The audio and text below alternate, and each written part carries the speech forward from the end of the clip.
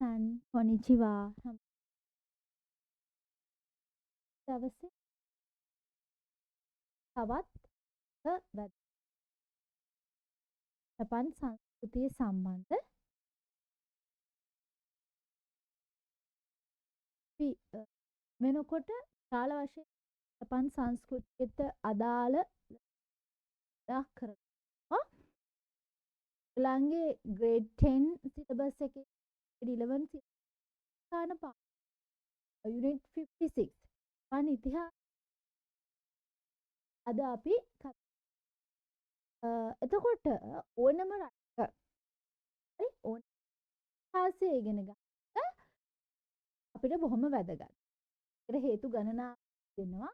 ඒක හේතුවක් තමයි ඔවුන්ගේ සිය පිළිබඳව අපිට මනාව අවබෝධ සහ ඒ අදාළ ඉතිහාස දැරීම බොහොම වැදගත්. එයාලගේ ඉතිහාසයේ මොන වගේ සිදුවීම් වලටද ඒගොල්ලෝ මුහුණ දුන්නේ? ඔයාලගේ ඉතිහාසයේ ආරම්භය කොහොමද? එතකොට එයාලගේ ඉතිහාසය කොයි විදිහටද ලා තියෙන්නේ? අපිට හොඳ අවබෝධයක් ලබන්න ජපන් ඉතිහාස පිළිබඳව හැදෑරීම ඔවුන්ගේ සංස්කෘතිය පිළිබඳව අවබෝධයක් ලබා ගන්න පුළුවන්. ඒ නිසාම තමයි ඔයගලන්ගේ විෂය නිර්දේශයේ ජපන් ඉතිහාසය ඇතුළත් කරලා තියෙන්නේ. හරි. එතකොට අපි ගත්තොත් ජපානය කියලා කියන්නේ බොහෝම කාලයකට ඒගොල්ලෝ බාහිර ලෝකයට විවෘත වුණු කාලයක් සහ බාහිර ලෝකයට නොවුණු කාලයක් සහිත රටක්. යම් කාල සීමාවකදී ඔවුන් සම්පූර්ණයෙන් බාහිර ලෝකයෙන් හුදෙකලා වෙලා හිටියා. තවත් කාලයකදී ඔවුන් බාහිර ලෝකයට මුළුමනින්ම නිරාවරණය වෙලා තියෙනවා. දැන් වර්තමානයේ වෙනකොටත් අපිට ඒ තමයි වෙනදටත් වැඩිය වෙනත් පිටත ලෝකයට නිරාවරණය වෙලා තියෙනවා දකින්න පුළුවන්. හරි. එතකොට අද දවසේ අපි ජපාන ඉතිහාසය ගැන ඉගෙන ගන්නකොට ප්‍රධාන වශයෙන් අපිට විවිධ හේතු මත ඔවුන්ගේ ඉතිහාසයේ සඳහන් විවිධ හේතු මත අපිට ජපාන ඉතිහාසය විවිධ විදිහට යුගවලට වෙන් කරනවා. එකක් තමයි මම කලින් කිව්වේ අපිට ජපානයේ විදේශීය සබඳතා සහිත කාල යුග සහ විදේශීය සබඳතා රහිත වෙන් කරන්න පුළුවන්. ඊළඟට ඔයගලන්ට පේනවා ඇති මම මගේ බෝඩ් එකේ දාලා තියෙන ජපාන් ඉතිහාසය යුග 4කට බෙදලා ඔයගලන්ට පේනවා ඇති. එකක් තමයි ප්‍රාග් ඓතිහාසික යුගය. ක්‍රිස්තු පූර්ව 3000 ඉඳලා තමයි පටන් ගෙන තියෙන්නේ. ඊට පස්සේ පුරාතන යුගය තියෙනවා. ඊට පස්සේ මධ්‍යතන යුගය, ඊට පස්සේ නූතන යුගය කියලා අපිට යුග ගණනාවකට වෙන් කරලා ගන්න පුළුවන්. එතකොට අපි සැලකුවොත් එම ජපාන ඉතිහාසය කෙටියෙන් හරි ජපාන ඉතිහාසය සම්බන්ධව අපි කෙටියෙන් සැලකුවොත් එම අපි මේ විදියට යුග 4කට මේ බෙදලා තියෙන්නේ.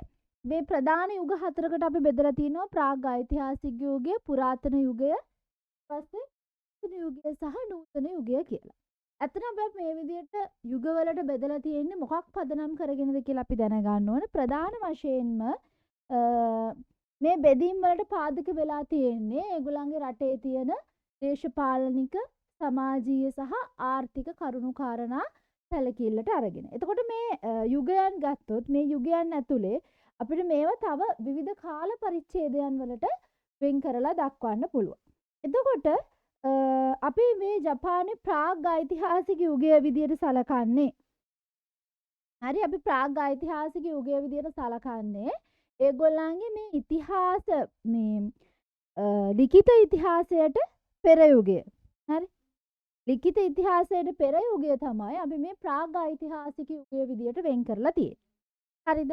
එතකොට දැන් ඕගොල්ලන්ට අනුව නම් ඔයගොල්ලන්ගෙන් ප්‍රශ්නයක් ඇහුවොත් ජපාන ඉතිහාසය බෙදන්න පුළුවන් ප්‍රධාන යුග දෙක මොනවද කියලා. එතකොට යුග දෙක වෙන් කරලා තියෙනවා. එකක් තමයි විදේශීය සබඳතා සහිත යුගය සහ විදේශීය සබඳතා රහිත යුගය කියලා අපිට වෙන් කරන්න පුළුවන්. හරි ඊට අමතරව යුග ගැන අපිට අවබෝධයක් ලබා ගන්න වෙන් කරලා තියෙන්නේ.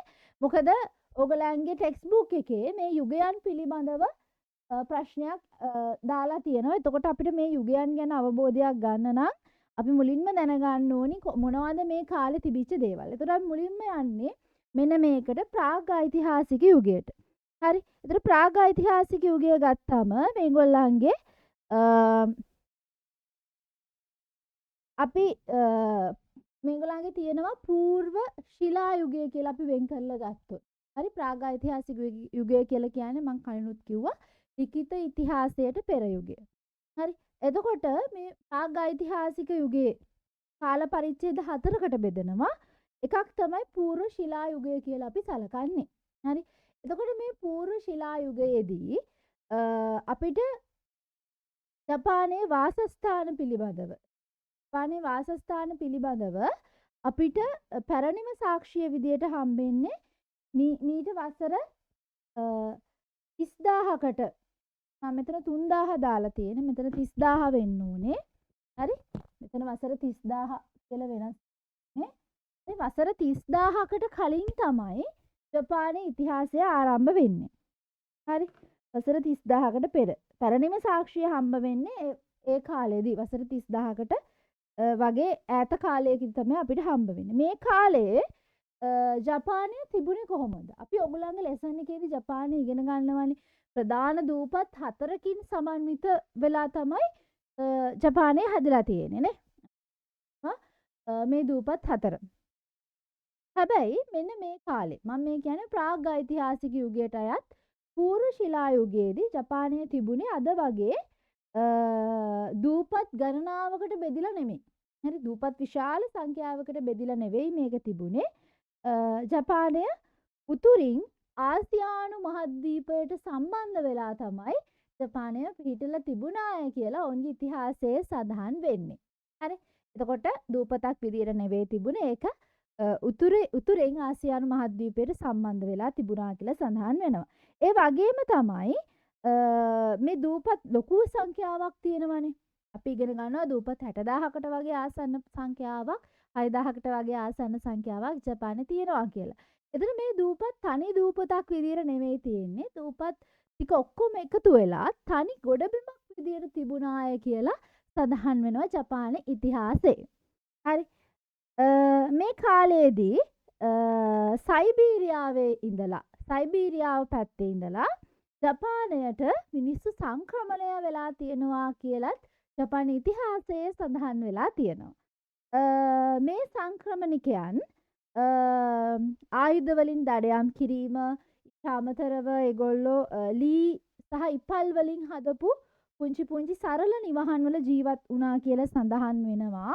මම ඕගලන්ට හොයාගත්ත පොඩි තොරතුරු සඳහන් වෙන රූපරාමු ටිකක් එකතු කරලා හදපු ප්‍රසන්ටේෂන් එක. හරි. මගේ ප්‍රසන්ටේෂන් එක තියෙනවා. මම ඔයගලන්ට ප්‍රසන්ටේෂන් එක පෙන්නන්නම්. ලොකුවට කරුණු කාරණා නැති වුණත් හරි ලොකුවට විස්තර නැති වුණත් ඔයගලන්ට මේකෙන් පුංචි අවබෝධයක් ලබා ගන්න පුළුවන් වෙයි. ජපාන ඉතිහාසයේ සම්බන්ධයෙන්. ඔයගලන්ට මම හිතන්නේ හැමෝටම මේ ප්‍රසන්ටේෂන් එක ජපාන ඉතිහාස. හරි history of Japan. හරි. ඊළඟට දැන් මම පොඩ්ඩක් ඔයගලන්ට මේකේ විස්තර කරුණු කාරණා පැහැදිලිව කියන්නම්. එතකොට මේක ගොඩබිමක් විදියට තිබුණාය කියලා තමයි සඳහන් වෙන්නේ ජපානයේ ඒ කාලේ. හරි. එතන මං කියවනේ ඒගොල්ලන්ට ඉපල් වලින් හදපු සරල නිවාසවල ජීවත් වුණා. ඉපල් වලින් හදපු සරල නිවාසවල ජීවත් වුණා කියලා මං කිව්වා. මේ තියෙන්නේ Mission Habitats in Japan. මේ තියෙන්නේ ඉපල් වලින් හදපු සරල නිවහන් වල තමයි ජීවත් වුනේ. ඊට පස්සේ අපිට හම්බ වෙනවා ජපානයේ ප්‍රාග් ඓතිහාසික යුගයේ පූර්ව ශිලා යුගයේ ඊළඟ යුගය තමයි ජෝමොන් කියන යුගය. ජෝමොන් යුගය. හරි. ජෝමොන් යුගය තමයි ඊළඟට අපිට හම්බ වෙන්නේ. මේක ක්‍රිස්තු පූර්ව 14000 ඉඳලා ක්‍රිස්තු පූර්ව 1000 වගේ කාලය අතර කාලය තුල පැවතුනායි කියලා තමයි සඳහන් වෙන්නේ. එතකොට මේ ජෝමොන් යුගය දැන් මේවා ඔයගලන්ගේ පේපර් එකේ එන ප්‍රශ්න අහන කොටස් නෙවෙයි. හැබැයි ඔයගලන්ට මේ විවිධ යුග තිබුණාය කියලා පොතේ සඳහන් වීමත් එක්ක දැන් ඔකේ හෙයියන් යුගය, මේජි යුගය ඔය විදිහට යුග ගොඩාක් තියෙනවනේ. ඒතර මේවා කොයි කාලේ කොහොම ආවද කියන එක ගැන අවබෝධයක් ගන්න තමයි මේ විදිහට මම මේ යුග ගැන සවිස්තරාත්මකව ඔයගලන්ට පැහැදිලි කරන්නේ. හරි. එතකොට එතන ඉඳලා තමයි අපිට තේරුම් ගන්න වෙන්නේ. ඒතර මේකෙන් ඕගොල්ලන්ට විභාගයට අත්‍යවශ්‍ය ටික ඕගොල්ලන්ගේ සිලබස් එකට අනුව ඒ තොරතුරු ටික ඕගොල්ලන්ට මේකෙන් ගන්න පුළුවන්. ඒතර ජෝමොන් යුගයේදී ජපාන ඉතිහාසයේ පළමු වරට දියුණු සංස්කෘතියක ලක්ෂණ සහ කර්මාන්තවල ආරම්භය සටහන් වෙලා තියෙනවා. මුල්ම මැටි භාජන, මැටි පිළිම බිහි වෙන්නේ මෙන්න මේ කාලේ ජෝමොන් යුගයේ. ඕගොල්ලෝ දන්නවා වර්තමානයේ ජපානයේ මැටි භාජන වලට පෝසිලෙන් අපි කියලා කියන්නේ ඒ වගේ ඒවට විශාල ඉල්ලුමක් ලෝකයේ තියෙනවා. ඒවා විශාල මිල ගණන් වලට ඒගොල්ලන්ගේ ටේබල් වෙයාස්, කිචන් වෙයාස් ඒ ඩිසයින් එකේ තියෙනවා විශාල මිල ගණන් වලට වර්තමානයේ වෙළඳ පොලේ අලෙවි වෙනවා අපිට දකින්න පුළුවන්. එතකොට මෙන්න මේ මුල්ම මැටි භාජන, මුල්ම මැටි පිළිම බිහි වෙන්නේ ඔන්න ඔය ජෝමොන් කියන යුගයේදී. ඒ වගේම තමයි මුල් වරට ලී වලින් හදපු අර්ධ ස්ථිර වාසස්ථාන හැදෙන්නෙත් මෙන්න මේ ජෝමොන් කියන යුගයේදී. එතකොට මේ කාලේ විශාල ජනගහන වර්ධනයක් ජපානයේ ඇති වෙලා තියෙනවා.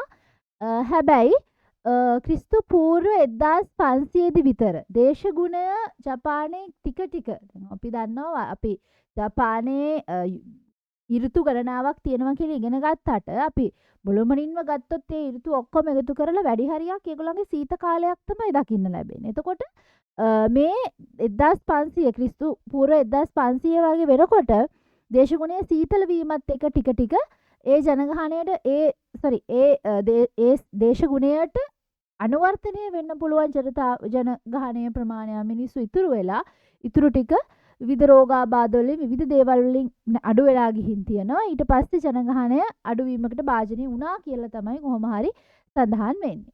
ඊළඟට ජෝමොන් යුගයෙන් පස්සේ ප්‍රාගෛතිහාසික යුගයේ ඊළඟට අපිට වැදගත් වෙන යුගය තමයි මෙන්න මේ යුගය.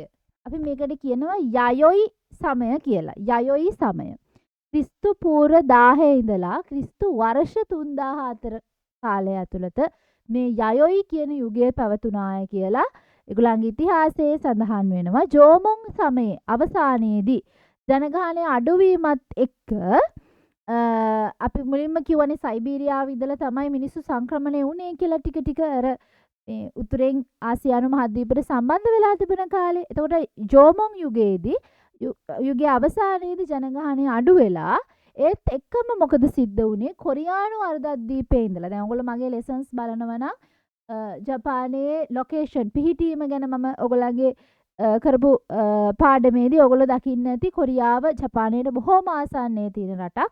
එතකොට මේ කොරියානු අර්ධද්වීපයේ ඉඳලා සංක්‍රමණිකයන් එනවා ජපානයට. එතකොට ඒ එන්නේ මුල්ම සංක්‍රමණිකයන්. ඒ කියන්නේ කොරියානු අර්ධද්වීපයේ ඉඳලා මුලින්ම එන්නේ දීවරයෝ විදියට තමයි මිනිස්සු. පස්සේ ඒගොල්ලෝ දකුණු ජපානයේ පදිංචි වෙලා ටික ටික උතුරු දිශාවට සංක්‍රමණය වුණා. දැන් මම නැවත ඔයගලට ප්‍රසන්ටේෂන් එක පෙන්නලා ජපානයේ උතුර කොහෙද එහෙම කියලා පැහැදිලි කරන්නේ. ඒතර ඔයගොල්ලෝ දන්නවා කොහෙද උතුරු පැත්ත කියලා. හරි උතුරු දිශාවට සංක්‍රමණය වුණා. එතකොට මේ නව සංක්‍රමණිකයන් තාක්ෂණයෙන් ගොඩක් දියුණුයි. කලින් හිටපු අයට වැඩිය දියුණුයි. මොකද කොරියානු අර්ධද්වීපයේ ඒගොල්ලොන්ගෙත් තිබුණා ටිකක් උසස් තාක්ෂණයක්. ඒතකොට ඒගොල්ලෝ තාක්ෂණික අතින් දියුණුයි.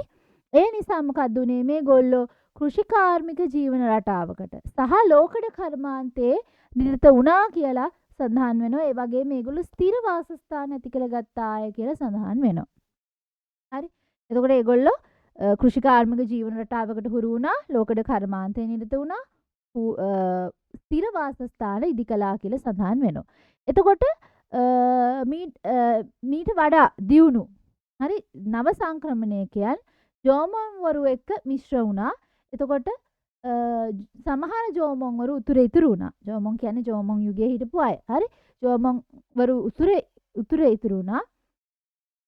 අනිත් අය ජෝමොන්වරුත් එක්ක තවත් පිරිසක් සම්මිශ්‍රණය වුණා. ඒතර ක්‍රිස්තු වර්ෂ 3000 වගේ වෙනකොට සම්පූර්ණයෙන්ම ජපානයේ හිටපු ජනගහනය ගත්තොත් ඒගොල්ලෝ යයොයි සහ ජෝමොන් මිශ්‍රණයකින් සමන්විත වුණා.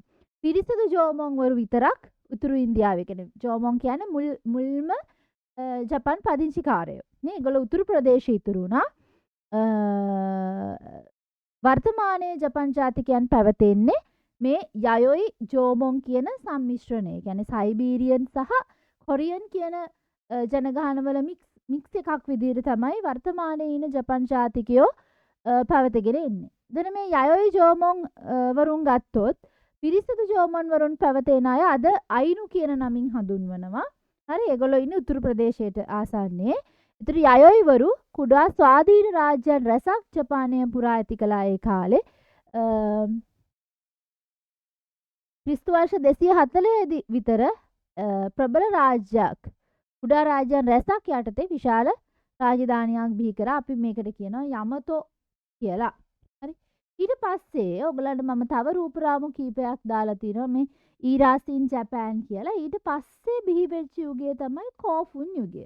දැන් මෙන්න මේ රූපේ තියා පොඩ්ඩක් බලන්න. ඕක තමයි. එතකොට යමතෝ කියලා එකක් බිහි කළා කියලා මං කිව්වනේ. නේ ප්‍රබල රාජ්‍යයක් කුඩා රාජ්‍යයන් රැසක් යටත් කරලා විශාල රාජධානියක් බිහි කළා. අපි ඒක තමයි යමතෝ කියලා කියන්නේ. ඒතර යමතෝ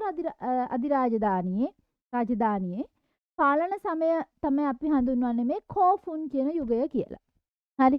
එතන මේ කෝෆුන් යුගයේ ප්‍රධාන ලක්ෂණය තමයි පාලකයන් සහ ප්‍රභූන් වෙනුවෙන් මේගොල්ලෝ හදලා තියෙනවා විශාල සොහොන් ගැප්. හරි.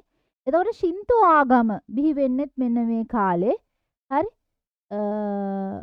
මෙන්න මේ යුගයේ තමයි ශින්තෝ ආගම බිහි වෙන්නේ. ශින්තෝ ආගම කියලා කියන්නේ ජපානයේ මූලිකම ආගම විදියට සැලකෙනවා ශින්තෝ කියන එක. ඒතර ස්වභාව ධර්මයත් එක්ක මිශ්‍ර වෙච්ච ආගමක් විදියට තමයි ශින්තෝ ආගම අපි හඳුන්වන්නේ. ඒතර ජපානයේ මුල්වරට මධ්‍යගත පාලනයක් බිහි වෙන්නේ මේ කෝෆුන් කාලේ.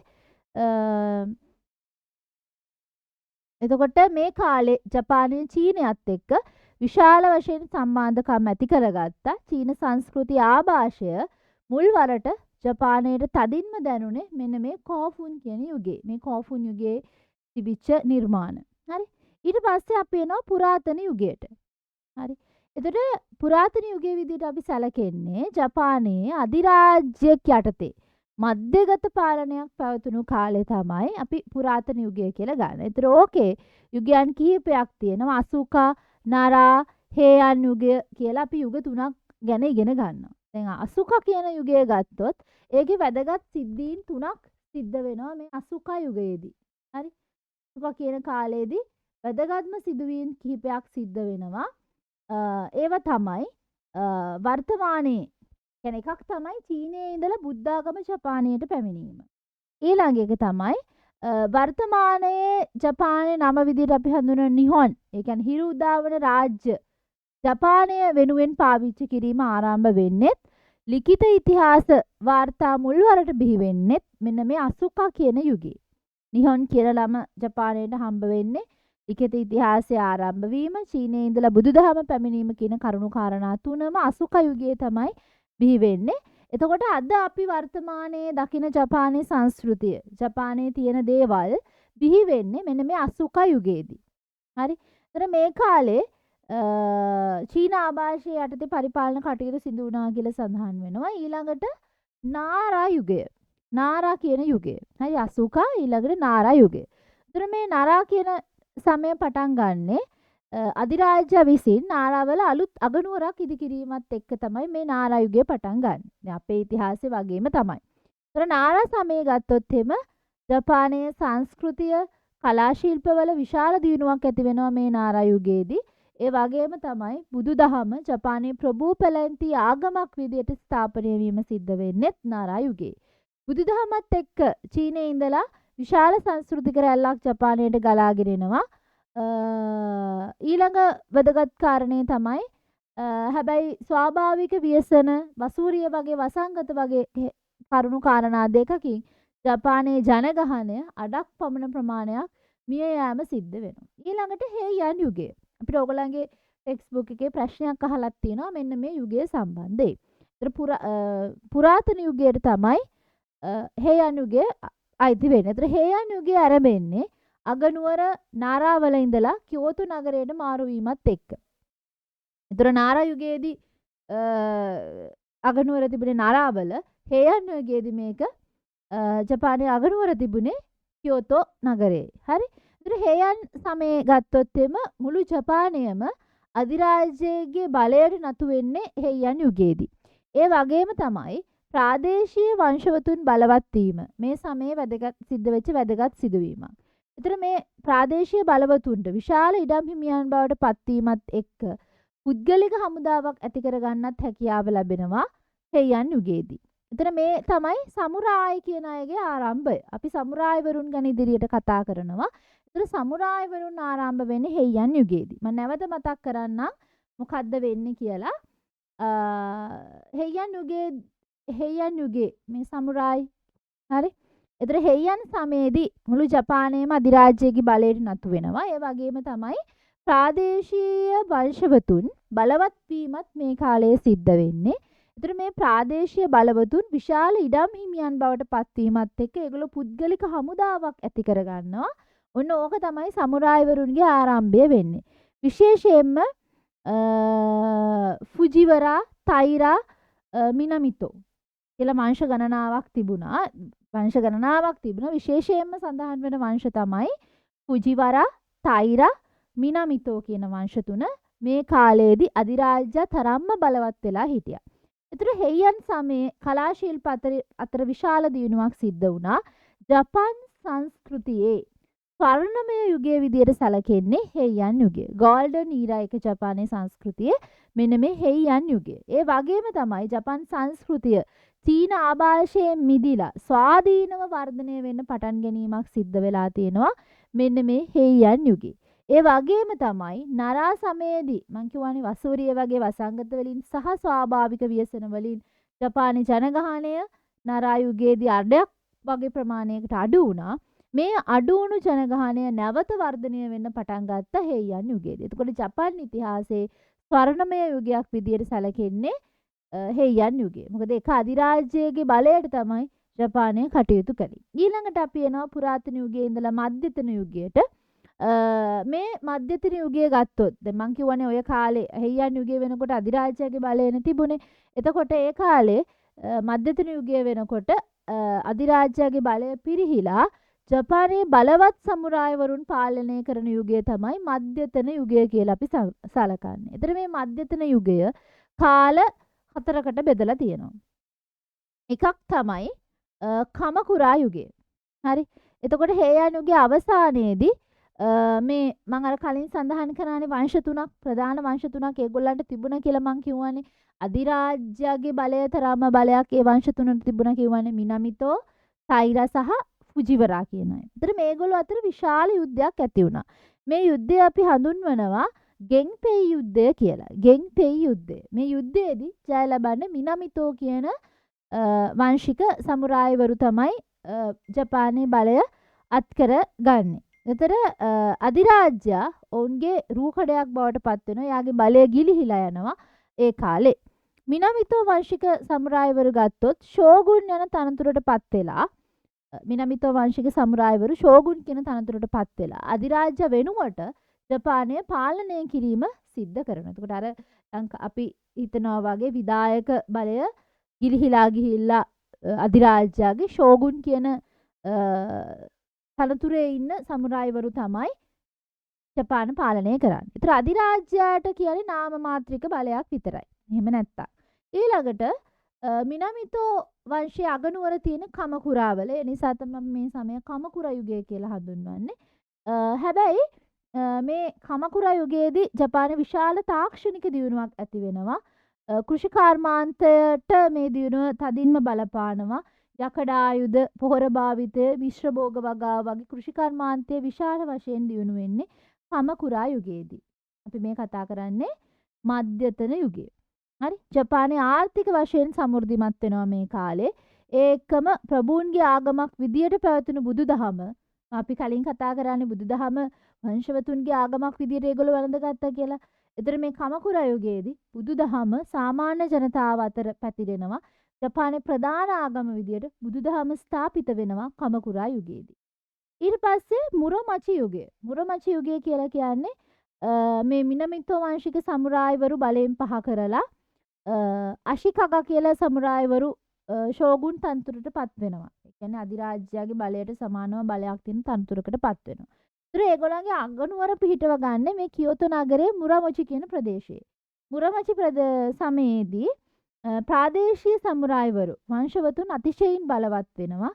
අපි ඒගොල්ලන්ට කියනවා ප්‍රාදේශීය සමුරායි වංශවතුන් අතිශය බලවත් වෙන්නේ. ඒගොල්ලන්ට තමයි අපි දයිමියෝවරු කියලා හඳුන්වන්නේ.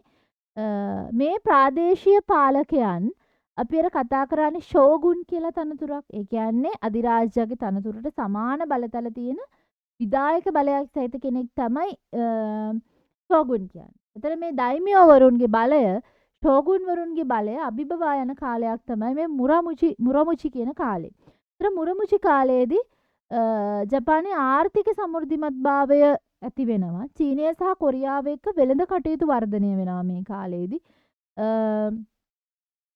මේගොල්ලෝ ඒ කාලේ පාවිච්චි කරපු මේ භාණ්ඩ හෝමාරව මත රඳා පැවතුණු ආර්ථිකය වෙනුවට මුදල් භාවිතය ඇති වෙන්නේ මේ කාලේ. ඒතර කලා ශිල්ප ඇති වෙනවා. ඔය වගේ වෙනවා. ඊට පස්සේ සෙන්ගොකු යුගය. ඒතර ෂෝගුන් වරයාගේ බලය පිරිහිලා යනවා මේ කාලේ. ප්‍රාදේශීය පාලකයන් එහෙම නැත්නම් දයිමියෝවරුන් ස්වාධීනව කටයුතු කරනවා. ඒතර මේ කාලයේදී මධ්‍යගත පාලනයක් නැහැ. ඒතර ස්වාධීන සහ අර්ධ ස්වාධීන රාජ්‍යයන් ගණනාවක් එක එක තැන්වල එක එක විදියට ඇති වෙනවා. රාජ්‍යයන්ගේ බලය වෙනුවෙන් එකිනෙකා අතර යුද ඇති වෙනවා. අවුරුදු 100ක් පමණ තියෙන මේ යුද්ධ වලින් ජපානය සම්පූර්ණයෙන්ම වගේ විනාශ වෙලා යනවා. විවිධ තැන්වල යුද්ධ විශාල වශයෙන් ඇතිවීම නිසා. 1573 දී අශිකගා ෂෝගුන්වරු බලයෙන් පහ වෙලා යනවා. එතකොට මේ යුද සමය අවසන් වෙන්නේ අපි ඉස්සරහට මේක ඉගෙන ගන්නවා. ඔදා නොබුනගා සහ ඔහුගේ අනුග්‍රාමිකයන් තොයොතොමි හිදයෝෂි සහ තොකුගාවා ඒයාසු ජපානයේ නැවත එක්සත් කිරීමෙන් තමයි මේ යුද සමය අවසන් වෙන්නේ. හරි. ඔදා නොබුනගා තොයොතොමි හිදයෝෂි තොකුගාවා ඒයාසු කියන සමුරායිවරු ගැන අපි ඉදිරියේදී කතා කරනවා. ඒගොල්ලෝ තමයි ජපානයේ එක්සත් කිරීම සඳහා පුර දුන්න සමුරායිවරු විදියට සැලකෙන්නේ. 1603 දී තොකුගාවා ඒයාසු කියන ෂෝගුන්වරයා නැවත බලයට පත්වීමත් එක්ක සෙන්ගකු යුගය අවසන් වෙනවා. ජපානයට මුලින්ම බටහිර ජාතීන් එන්නේ මෙන්න මේ සෙන්ගකු කියන යුගයේදී. සෙන්ගකු කියන යුගයේදී තමයි ජපානයට මුල්ම බටහිර ජාතීන් එන්නේ. පෘතුගීසීන් හරහා ජපානයට මුල්වරට තුවක්කු ලැබෙන්නෙත් මෙන්න මේ කාලේ. සෙන්ගකු යුගයේදී ජපානයේ යුද ශිල්පය අතින් විශාල දියුණුවක් ලබනවා. ආයුධ සහ සන්නාහ සෑදීමේ ශිල්පය උපරිමයෙන්ම ළඟා වෙනවා ජපානයේ. ඒ වගේම තුවක්කු භාවිතය ජපානයේ පුරාම පැතිරිලා යනවා. එතනින් ඒ වගේම තමයි ඊළඟට වෙන දේ තමයි මේ යුගයේදී ජපානයේ තිබුණ ආර්ථික සංස්කෘතික වශයෙන් විශාල වශයෙන් පරිහානියකට පත්වීමක් සිද්ධ වෙනවා.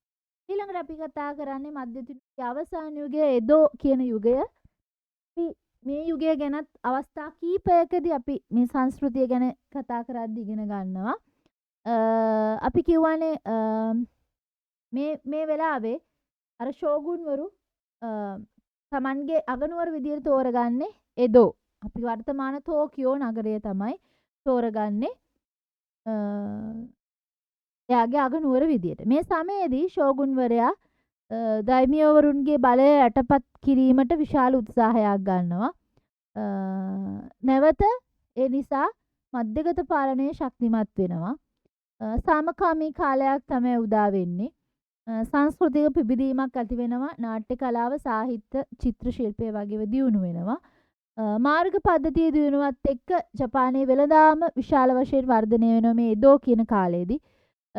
කෘෂිකාර්මික උපක්‍රමවල දියුණුව නිසා ජනගහනයේ විශාල වර්ධනයක් ඇති වෙනවා. වසර 100ක් ඇතුළතදී ජපානයේ ජනගහනය දෙගුණ වෙනවා. එදෝ නගරය ලෝකයේ වැඩිම ජනගහනයක් ඇති නගරය බවට පත් වෙනවා. ඒ කියන්නේ වර්තමාන ටෝකියෝ ගැන සඳහන් වෙන්නේ. වර්තමානයේ ටෝකියෝ වල විශාල ජනගහනයක් වාර්තා වෙනවා.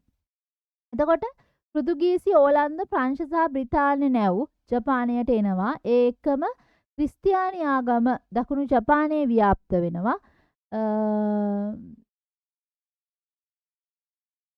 ඊළඟට 1638 ඇතිවන මේ ක්‍රිස්තියානීන්ගේ කැරැල්ලෙන් පස්සේ ෂෝගුන්වරයා ක්‍රිස්තියානි ආගම තහනම් කරලා විදේශිකයන්ට ජපානයට එන්නත් ජපන් ජාතිකයන්ට රටින් පිට වෙන්නත් සම්පූර්ණයෙන්ම තහනම් වෙනවා. මේ හුදෙකලාගත ප්‍රතිපත්තිය ඒදෝ සමයේ තිබුණ විශේෂ ලක්ෂණයක්.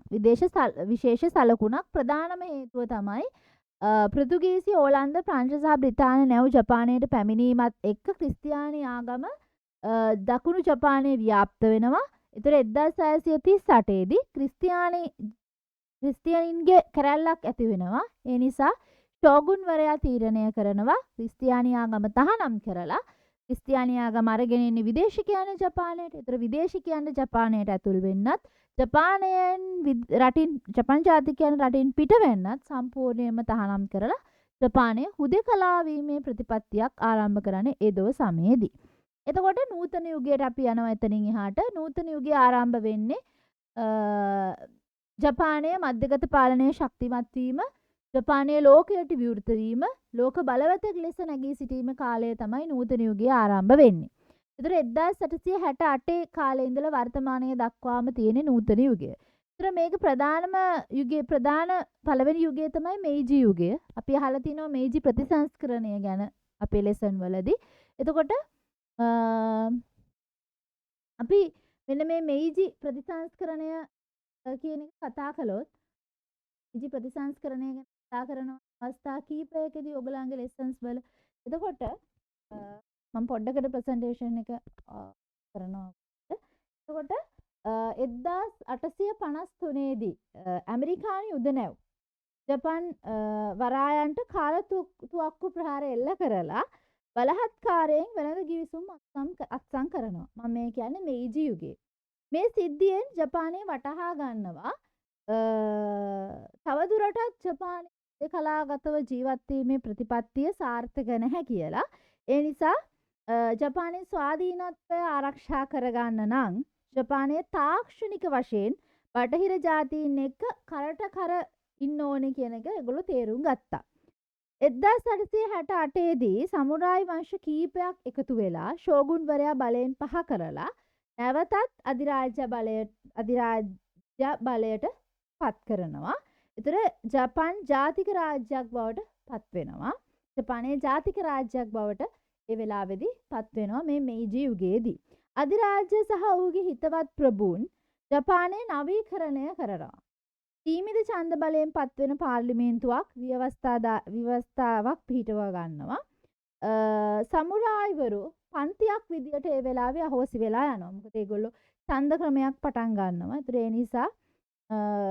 ඒ නිසා මේ සමුරායිවරුගේ බලය ඉවර වෙලා යනවා. ඒ එක්කම තමයි බටහිර තාක්ෂණය ලබාගෙන ජපානයේ සියලුම අංශ වේගයෙන් නවීකරණය කරනවා. මේ කාලයේදී තමයි කාර්මීකරණය යුද හමුදාව නවීකරණය වීමත් එක්ක ජපානය ක්‍රමයෙන් ලෝක බලවතෙක්ගේ තත්වයට පත් වෙනවා මේ හුදෙකලාව තිබුණ ජපානය. ඊට පස්සේ එනවා තයිෂ යුගය, ෂෝවා යුගය කියලා යුග දෙකක්. ඒ යුගයන් දෙකේදී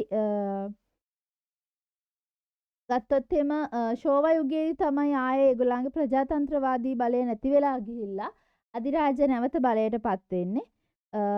ජපානයේ චීනය මත තම බලය පතුරවන්න උත්සාහ කිරීමත් එක්ක ජපන් චීන යුද්ධයක් ඇති වෙනවා. එතකොට මේත් එක්කම තමයි ජපාන සමාජයේ යුදකරණය වීම පටන් ගන්නෙ. යුද හමුදාව සහ නාවික හමුදාව දේශපාලන කටයුතු වලදී ඒගොල්ලන්ගේ අතිශයින්ම බලවත් වෙනවා. ජපන් චීන යුද්ධයේදී ජපන් හමුදාව ජයග්‍රහණ රසක් ලබා ගන්නවා. නමුත් ඇමරිකාව ප්‍රමුඛ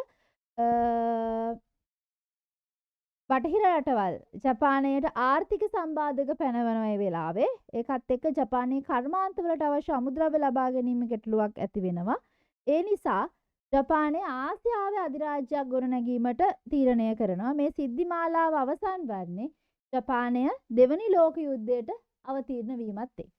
ඒතර ඒගොල්ලෝ දෙවෙනි ලෝක යුද්ධයට ඇත්තටම වෙන්න අපි ජපාන ඉතිහාසය ගැන පිරික්සා බැලුවොත් ඔයගලන්ට හම්බ වෙනවා.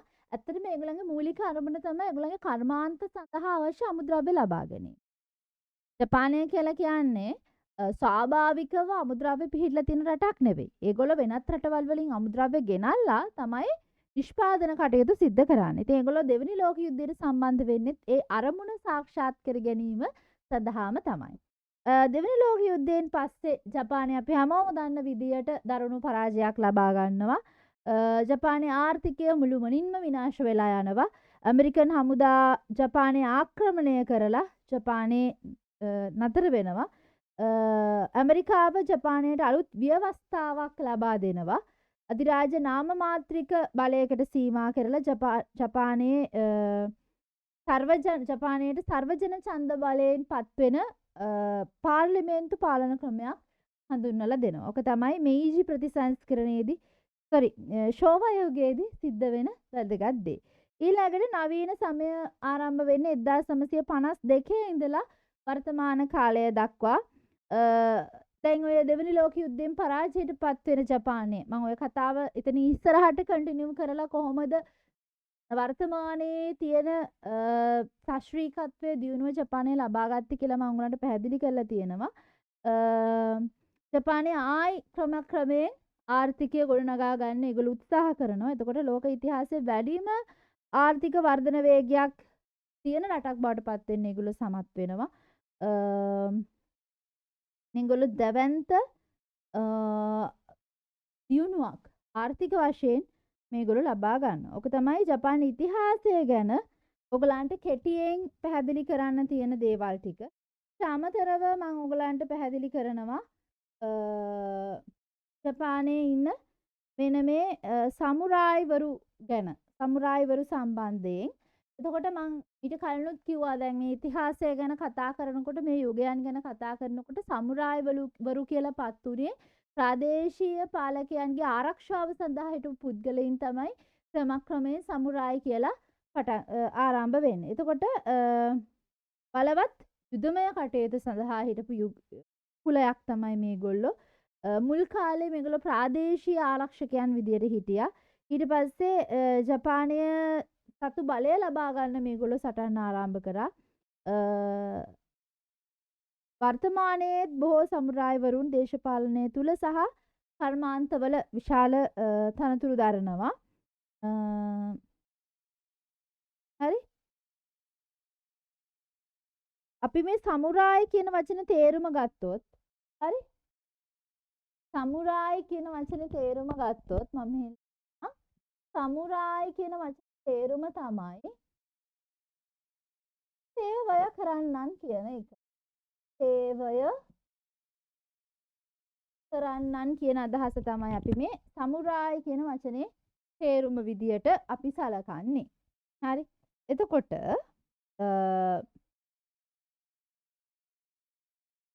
යුද්ධ ඇති වෙනවා කියලා මං කියවනේ තයිරා මිනාමිතෝ වගේ ඔන්න ඔය කුලකයන් අතර. ඊළඟ දේ තමයි මං ඔයගලන්ට සමුරායිවරු පෙන්නන්න. මං ඔයගලන්ට පෙන්නනවා කිව්වානේ. සමුරායිවරු ගැන පොඩි කෑල්ලක් මං ඔයගලන්ට පෙන්නනවා. මගේ ප්‍රසන්ටේෂන් එකේ. හරි. මේ ඉන්නේ සමුරායිවරු. ඊළඟට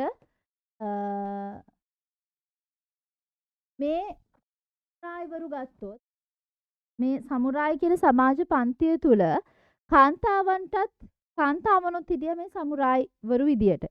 හරි. අපි ඒකට කියන ඔන්න බුගේයිෂා කියලා. එතකොට අනිත් පිරිමි සටන්කරුවන් එක්ක මේ කාන්තා සමුරායිවරුනුත් කරට කර සටන් කළා කියලා ඉතිහාස පොත්පත්වල සඳහන් වෙනවා. හරි. සමුරායි භාර්යාවන් ගත්තම ඒගොල්ලෝ බොහොම කීකරු පුද්ගලයන් විදියට තමයි සැලකෙන්නේ. හරි. ඊළඟට මේගොල්ලන්ට තිබුණ උසස් අධ්‍යාපන රටාවක් සමුරායිවරුන්ට. මේගොල්ලෝ අධ්‍යාපනයේට යුද ශිල්පයට විතරක් නෙවෙයි අධ්‍යාපනයටත් බොහොම දක්ෂ අය. පසු කාලයකදී රජයේ ඉහළ තනතුරු දරන දේශපාලනය වුණ අතර ගන්න මේ උගත් බව ප්‍රයෝජනවත් වුණා. ඊට පස්සේ මේගොල්ලන්ගේ ආයුධ නිර්මාණය. ඊට මේගොල්ලෝ කඩු නිර්මාණය කිරීමට උපන් හපනුන් විදියට තමයි සැලකන්නේ. ප්‍රබල කඩු වර්ගයක් ලෙස හඳුන්වන කටාන කඩු ඔයගොල්ලන්ගේ ටෙක්ස්ට් බුක් එකේ මේ කටාන කඩුවල රූපයක් දාලා තියෙනවා බලන්න. මේ කඩු හඳුන්වන්න පුළුවන්. යුද්ධයට පාවිච්චි කර මේ කඩුවල තලය ඉතාමත් තියුණුයි. දැඩි ශක්තියකින් යුක්තයි. කඩුවල වටිනාකම තීරණය කිරීමේදී ඒවා නිර්මාණය කරපු පුද්ගලයාගේ ප්‍රසිද්ධත්වය අනුව තමයි වටිනාකම ඉහළ පහළ යෑම තීරණය වෙන්නේ. ඇතැම් වෙලාවට ප්‍රසිද්ධ නිර්මාණ ශිල්පියෙක් අතින් නිමවුණු කැඩුණු කඩුවක වටිනාකම කුඩා නිර්මාණ ශිල්පියෙක් අතින් හැදිච්ච අලුත්ම කඩුවකට වැඩිය වැඩි වුණා. හරි දැන් ඔයගලන්ට පේනවාද මේ රූපවල ඒගොල්ලෝ ගාව කඩුවක් තියෙනවා. හරි. ඒතර ඒවා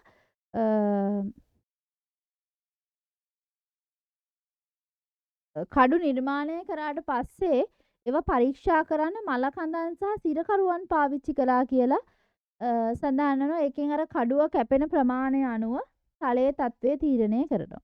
ඊළඟට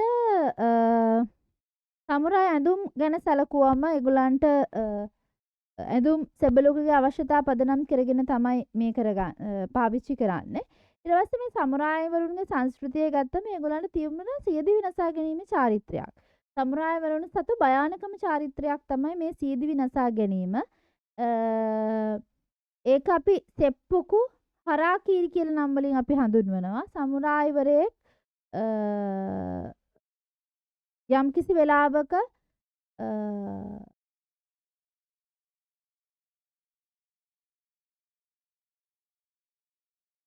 සිය කැමැත්තෙන්ම තමයි මේ සිදු කරන්න ඕනේ. සමහර වෙලාවට ඒක දඬුවමක් විදිහටම නියම කරන අවස්ථා තියෙනවා. මේක ඔවුන්ට ඉතාමත් ගෞරවණීය ලෙස මේ යෑම ක්‍රමයක් විදිහට හඳුන්වනවා. එතකොට මේක කරන්නේ බඩේ වමේ ඉඳලා දකුණට තියුණු තලයක් මගින් කපා ගැනීම. එතකොට මේකෙදි බඩවැල් එළියට එනකම් මේ කැපීම සිදු කරන්න ඕනේ. උගුරේ බඩවැල් එළියට ආවට පස්සේ ඒ පුද්ගලයාගේ මිතුරෙකු විසින් තමයි ඔහුගේ හිස ගසා දැමීම සිදු කරන්නේ. එතකොට මේ විදියට හිස ගසා දැමීම සිදු නොකළොත් අදාළ පුද්ගලයාට ඉතා දීර්ඝ ඒ වගේම වේදනාකාරී මරණයකට මුහුණ දීමට සිදුවන නිසා තමයි එහෙම කරන්නේ. හරි.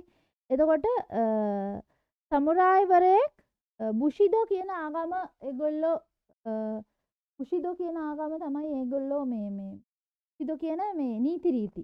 හරි. බුෂිදෝ කියන චාරිත්‍ර තමයි ඒගොල්ලෝ අනුගමනය කරන්නේ. ආචාර ධර්ම මාලාවකට අනුව තමයි ජීවත් වෙන්නේ.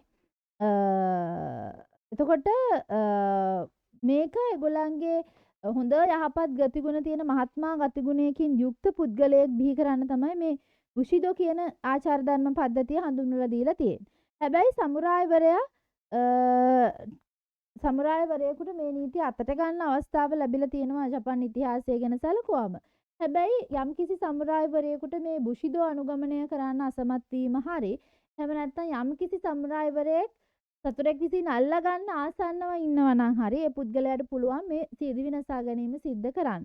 ඒතර මේක භයානකකම වෙන්නේ ඒගොල්ලන්ගේ මරණය සිදුවන ආකාරය. සියදිවි නසා ගැනීමක් වුණත් ඒ මරණය බොහොම භයානක මරණයක් විදිහට තමයි සැලකන්නේ. එතකොට මේ සමුරායි සමය අවසන් වෙන්නේ අපි කලින් කතා කරපු මේජි ක්‍රමය ප්‍රතිස්ථාපනය කිරීමත් එක්ක තමයි සමුරායිවරුන්ගේ ආධිපත්‍ය අවසන් වෙන්න පටන් ගන්න.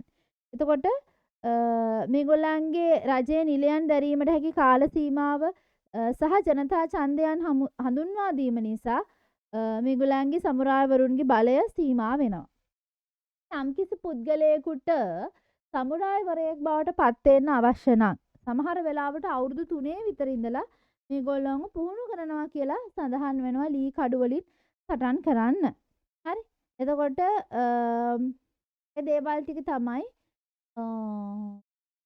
අපි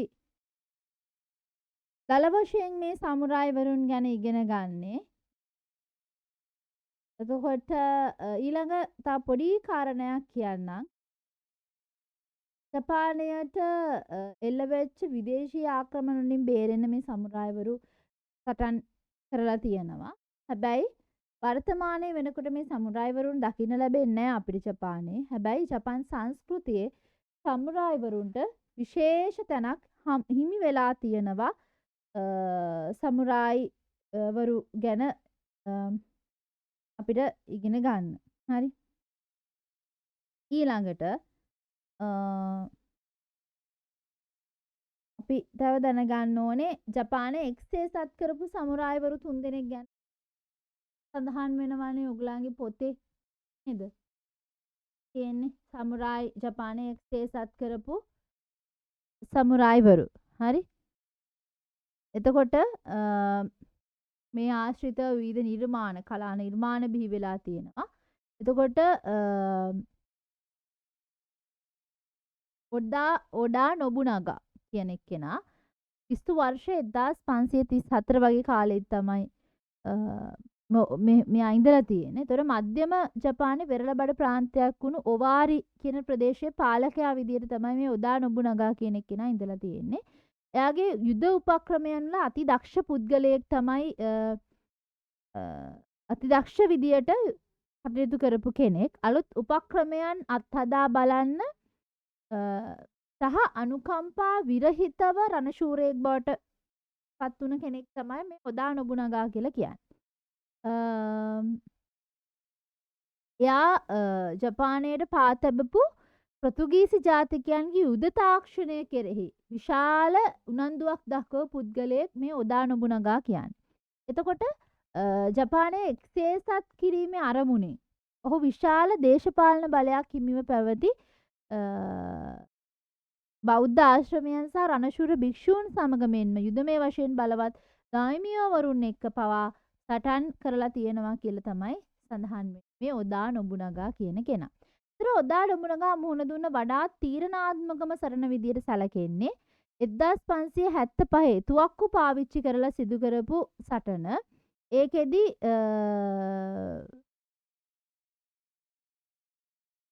හිටපු මේ හමුදා නායකයෙක් පරාජය කරලා එයාට පුළුවන් වෙනවා ජපානයේ එක්සේසත් කිරීම පියවරේ දැවැන්ත පියවරක් ඉදිරියට ගන්න. එතකොට ඒ කාලේ ඔඩා නොබුනගා තමයි ජපාන අධිරාජ්‍ය ආගමනුවර කියෝතෝයේ බලය අල්ලා ගැනීමට සමත් වුවත් එයාගේ හිටපු හමුදා ජෙනරාල්වරයෙක් එයාට ද්‍රෝහි වීම හේතුවෙන් සමුරායි සම්ප්‍රදාය අනුව එයාට සිද්ධ වෙනවා සිය දිවි නසා ගන්න. ඔහු ගෞරවාන්විතව ඒ විදිහට මිය යනවා ඔඩා නොබුනගා කියන එකේ. ඊට පස්සේ ටොයෝතොමි හිදෙයොෂි කියන කෙනා ගැන අපි මේගොල්ලෝ හැමෝම ඔයගලන්ගේ ටෙක්ස්ට් බුක් එකේ ඉන්න අය. ටොයෝතොමි හිදෙයොෂි කියන කෙනා ගොවි පවුලකට උපන් කෙනෙක් තමයි මේ ටොයෝතොමි හිදෙයොෂි කියන කෙනා. යුද සේවය ආරම්භ කරලා තියෙන්නේ අර ඔඩා නොබුනගා කියන කෙනාගේ පාවහන් බාරකරුවෙකු විදියට තමයි යාගේ මේ යුද සේවය ආරම්භ වෙලා තියෙන්නේ. හැබැයි යුදමය කටයුතු සැලසුම් කිරීම සඳහා එයාට තිබිලා තියෙනවා සහජ දක්ෂතාවයක්. හරි. ඒක හඳුන ගන්නවර ඔඩා නොබුනගා කියන කෙනා කෙටි කාලයකින්ම ඔහු මේ පහවහන් බාරකරුවෙක් විදිහට ක්‍රියා කරාට පසු කාලීනව එයා ඉක්මනින්ම විශ්වාසවන්ත ජෙනරාල්වරයෙකු බවට උසස් කරලා තියෙනවා අර ඔඩා නොබුනගා කියන කෙනා. හරි. ඊට පස්සේ තම ස්වාමියා වෙනුවෙන් සටන් ගොඩාක් ජයගත්ත කෙනෙක් තමයි මේ ටොයෝතොමි හිදෙයොෂි කියලා කියන්නේ. එතකොට ඔඩා නොබුනගාගේ මරණය සඳහා පලිගැනීමෙන් පසුව සමුරායි පාලනය සියතට අරගෙන ජපානයේ එක්සේසත් කිරීමේ ව්‍යාපාරය දිගටම පවත්වාගෙන ගිහිල්ලා 1590 දී එක්සේසත් කරන ලද ජපානයේ ඔසාකා නුවර එයාගේ මූලස්ථානයේ පිහිටවලා තියෙනවා. ඒතර ජපානයේ එක්සේසත් කරපු කෙනෙක් තමයි ටොයෝතොමි හිදෙයොෂි කියලා කියන්නේ. කලාකෘතීන් වලට එයා ගොඩාක් ඇල්මක් දක්වලා තියෙනවා. එයාගේ මැදුර අලංකාර බවින් සරසලා තිබුණාය කියලා සඳහන් වෙනවා. ඒ වගේම ජපන් තේ චාරිත්‍රය පිළිබඳ ගුරුවරයාගෙන් ජපන් තේ චාරිත්‍ර පවා හදාරලා තියෙනවා මේ ටොයෝතොමි හිදෙයොෂි කියන කෙනා. ජපානයේ එක්සේසත් කිරීමෙන් පස්සේ යලිත් වරක් ජපන් රාජ්‍ය බිඳවැටීමට තියෙන ඉඩකඩ අහුරලා දාන අරමුණින් එයා ජපානය තුල පැවති පන්ති ක්‍රමය දැඩි කරන්න තීරණය කළා. ඒ අනුව ඔහු ගොවි ජනතාවට ආයුධ භාවිතා කිරීම තහනම් කරලා තියෙනවා. ටොයෝතොමි හිදෙයොෂිගේ මරණය කෙටි කාලයකට පෙර කොරියාව යටත් කර ගැනීම සඳහා අසාර්ථක යුද ව්‍යාපාරයක් දියත් කළාය කියලත් සඳහන් වෙනවා. ඊට පස්සේ අනිත් එක්කෙනා තොකුගාවා ඊයේසු කියන කෙනා ඔවාරි ප්‍රාන්තයට යාබදව පිහිටි මිකාවායවල පාලකයෙක් තමයි මේ තොකුගාවා ඊයේසු කියන්නේ. එයත් අර ඔදා නොබුනගාගේ හමුදාවේ ජෙනරාල්වරයෙක් විදියට වැඩ කරපු කෙනෙක්. විචක්ෂණ රණශූරයෙක් විදියට තමයි යා සැලකෙන්නේ මේ තොකුගාවා ඊයේසු කියන කෙනා. ඔයා විසින් මෙහෙවන ලද සටන් අතරින් පරාජයට පත් වූ අවස්ථාවන් තියෙන්නේ හරිම ටිකයි. ඔදා නොබුනගාගේ මරණයෙන් පස්සේ සඳහා පරිගැනීමට තොයෝතොමි හිදයෝෂිට සහාය දක්වලා තියෙනවා මෙයා. ඒ වගේම අර තොයෝතොමි හිදයෝෂිගේ විශ්වාසවන්ත ජෙනරාල්වරයෙක් විදිහට සේවය කරලා තියෙනවා තොකුගාවා ඊයේසු කියන කෙනා. එයාගේ මරණින් පස්සේ උපායෙන් තොයෝතොමි හිදයෝෂිගේ උරුමකරු බවට පත්වෙච්ච තොකුගාවා ඊයේසු ජපාන් අධිරාජ්‍ය බලය සියතර ගැනීමට කටයුතු කරලා තියෙනවා. හැබැයි ක්‍රිස්තු වර්ෂ 1600 දී තොයෝතොමි හිදයෝෂිගේ පුතා වන තොයෝතොමි හිදෙයොරිට හරි මෙයා ඊයේසු හරි තොයෝතොමි හිදෙයොරිට ස්වක්ෂපාතී වුණු හමුදාවන් සටනකදී තොකුගාවා ඊයේසුට එරෙහිව සටන් මෙහෙवला තියෙනවා. හැබැයි ඒ සටන පවා හරි ඒ සටන පවා යුද බටයන් 200ක් විතර සහභාගී වෙලා වෙච්ච සටනක්. ඒ සටනෙන් පවා මේ තොකුගාවා ඊයේසු කියන කෙනා සටන ජය අරගෙන තියෙනවා. හරි ජපානයේ අවසාන වැඩවසම් පාලන ආණ්ඩුව විදිහට හඳුන්වන මේ මේජි ප්‍රතිසංස්කරණයත් එක්ක මේජි අධිරාජ්‍යයට බලය පැවරුණා. ඒ නිසා මේගොල්ලන්ගේ මේ පාලනය බිඳ වැටලා ගියා. නෝක තමයි ජපානයේ හිටපු මේගොල්ලෝ තමයි ජපානයේ එක්සේසත් කරපු වීර සමුරායිවරුන් තිදෙනා විදියට හඳුන්වන්නේ. කවුද? ඔදා නොබුනගා, තොයොතොමි හිදයෂි, තොකුගාවා ඊයේසු කියන තුන්දෙනා තමයි ඒගොල්ලෝ අපි සැලකන්නේ. ඊළඟට ඔයගොල්ලන්ගේ ටෙක්ස්ට් බුක් එකේ මෙන්න මේ කුරෆුනේ කියන එක ගැන සඳහන් වෙනවා. හරි කුරෆුනේ ගැන සඳහන් වෙනවා කළු නැව ගැන. මේ කළු නැව කියන එක ගත්තොත් මේක එදෝ පීරියඩ් එකේ එදෝ යුගයේ තිබිච්ච නමක්. මේක හරි මේක අපි සැලකුවොත් එම කුරෆුනේ මේක පාවිච්චි කරලා තියෙනවා පෘතුගීසි සහ ඇමරිකානු නැව්වලට. හරි එතකොට මෙන්න මේ නැව තමයි මේ වැදගත් වෙන්නේ. එතකොට මේ නැව මුලින්ම ජපානයයි දකිද්දි ඒගොල්ලෝ පුදුමයටත් බියටත් පත් වුණා කියලා සඳහන් වෙනවා. මේක ගැන සඳහන් වෙන කවි පවා තියෙනවා ජපාන ඉතිහාසයේ.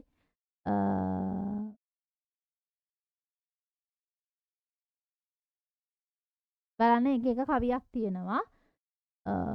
ග්‍රීන් ටී කියන එක very strong එකක්. ඒක බලන්න මම ඉංග්‍රීසි වලින් තියෙන එක කියන්නම්. Awoken from sleep of a peaceful quiet world by Jokusen tea with only 4 cups of it one can't sleep even at night. රාත්‍රියේ පවා ඉදිය ගන්න බැරි වුණා කියලා ඒගොල්ලන්ගේ මේ සඳහන් වෙනවා. හරි එතන මේක මේ කුරෆුනේ වල දැකපු විදිය මේ කළු නැව දැකපු විදිය තමයි මේ ඒගොල්ලන්ගේ මේ රූපේ දැකලා තියෙන එක ඒගොල්ලන්ගේ ජපාන ඉතිහාසයේ සම්දිස්ථානයක් විදියට සඳහන් වෙනවා. ඔය කොටස් ටික තමයි ඔයගොල්ලන්ට ජපාන ඉතිහාසය සම්බන්ධයෙන් කියලා දෙන්න තියෙන්නේ. ජපාන ඉතිහාසයේ ඔයගොල්ලන්ගේ තියෙන